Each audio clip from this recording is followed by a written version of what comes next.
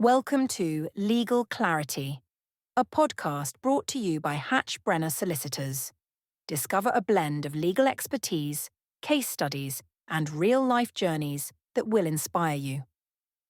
This episode features experts from the dispute resolution team who will share their insights and experiences, providing you with a clear, concise, and comprehensive look at clinical negligence.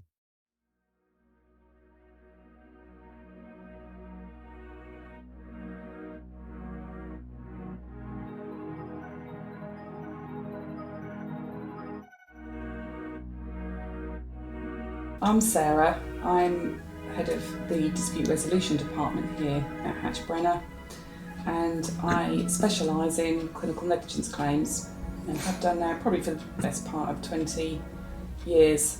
Hi, I'm Simon. I'm a Chartered Legal Executive and Associate at Hatch Brenner.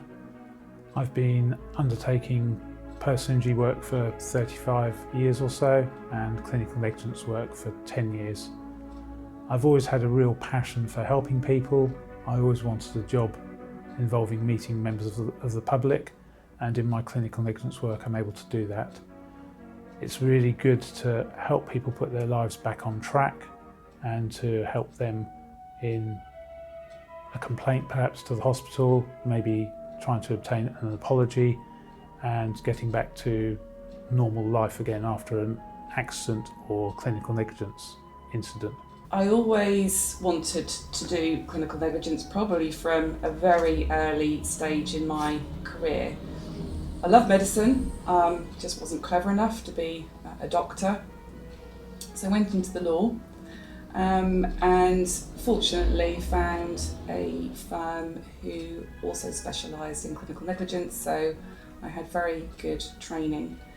And I've become quite passionate about helping people with clinical negligence cases. One of the themes that usually comes out of an initial meeting with a client is not so much the compensation issue if something's gone wrong, but wanting to try and ensure that the same mistake doesn't happen again and that a patient or their family is not affected in the same way.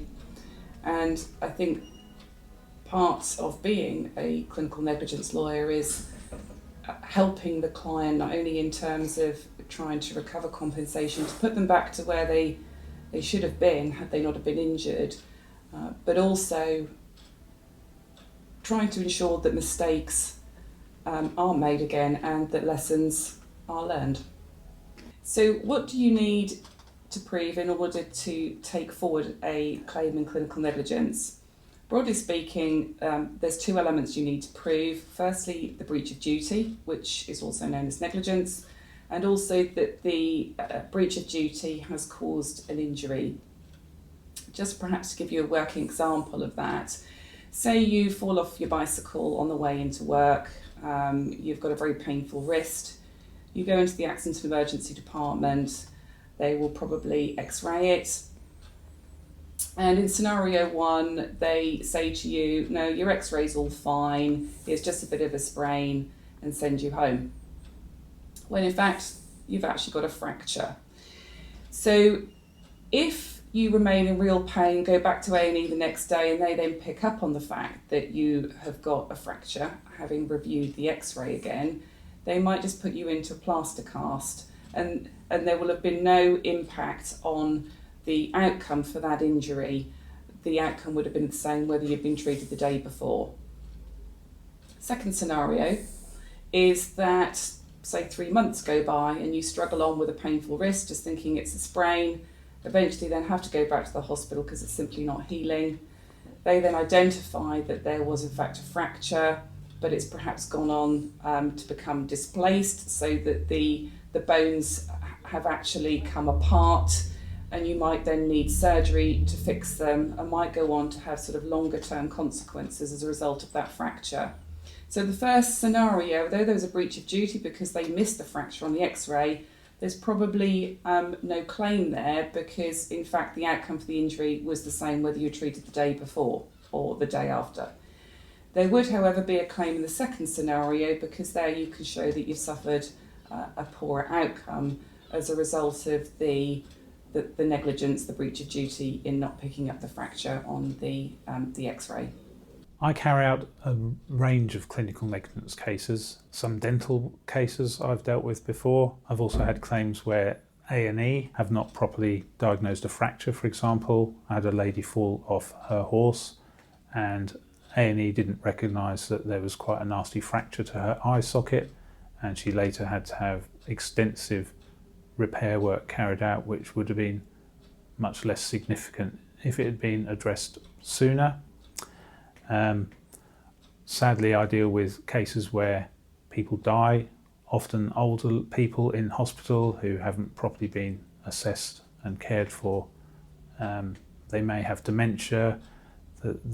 Normally the deaths arise as a result of a fall and they may need surgery. I have one at the moment where the lady fell over and had to have a hip replacement carried out, and she sadly died later. I've had a claim involving a lady whose partner died, which was a really difficult case and went on for a number of years. There was not only the claim that she was making, but also the family also were making a claim and required separate representation, and there was difficulties with the falling out of the family and my client. And there was also a potential secondary victim claim on that case, which involved a psychiatric injury to my client as a result of witnessing the death of her partner. And that case, actually, that part of the case failed because the law has recently said that those cases can't be pursued in a clinical negligence setting. But the overall claim was recently settled for quite a substantial six-figure sum, which my client was very happy with. So at Hatch Brenner, we cover a wide breadth of different clinical negligence cases, from those that might have a value in terms of compensation of a couple of thousands of pounds to those cases of a number of millions of pounds. And by way of example, those that may have a value of a number of millions of pounds are often those where there's been a significant brain injury. I specialise in birth injury claims, so this is where babies have suffered a brain injury at birth, usually through a lack of oxygen prior to or during the delivery process. I also, just to give you some examples of cases recently that I've dealt with, someone who was in hospital for surgery, bedbound for a long period of time, and they weren't turned frequently enough, so sadly developed some very nasty pressure sores. Other examples of negligent surgery. I've acted for a client who's having a hip replacement, and because insufficient care was taken during the procedure, they suffered nerve damage, which has caused them longer term disability in the leg that was operated on.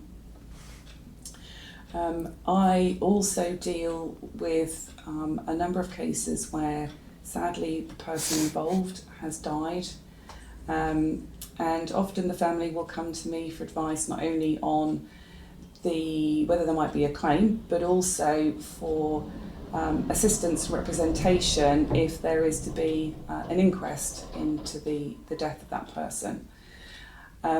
One recently is where a gentleman in a care home, due to failures to properly assess him and failures to have a stairgate in situ, resulted in him falling down the stairs in a wheelchair and sadly dying shortly thereafter.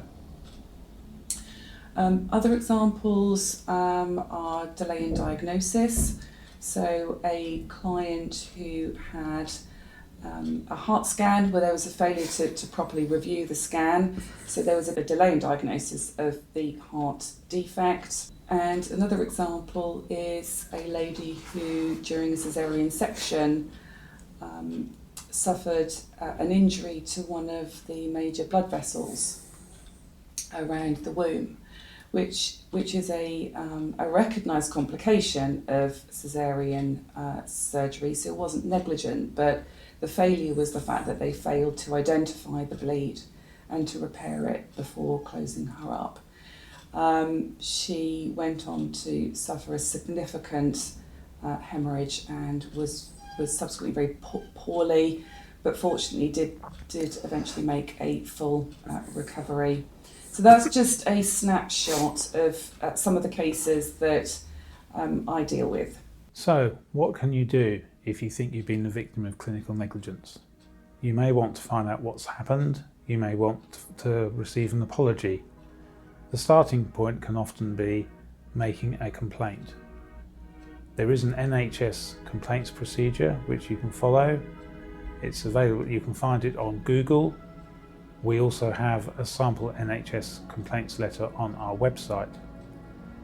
If you find that the complaints process doesn't give you the answers that you're looking for or wanting, or it hasn't been addressed properly by the hospital or other treating people, you could look to ask the healthcare ombudsman to become involved, or possibly GMC, or even your local MP. Once you've been through the complaints process, or if you decide that you don't want to pursue the complaints process and want to seek legal advice, please do give us a call. Simon and I have very experienced legal assistants. My assistant is Donna and Simon's is Hayley. They will be very happy to speak with you and to take details of the case. We all work very closely as a team, so we will then look at the details of your case, and if you are able to send any relevant documentation to us, such as investigation reports that may have been produced by the hospital or the GP practice, we will be more than happy to look over those for you, to look over details of the claim, and then to advise you on whether there is a case there that can be taken forward.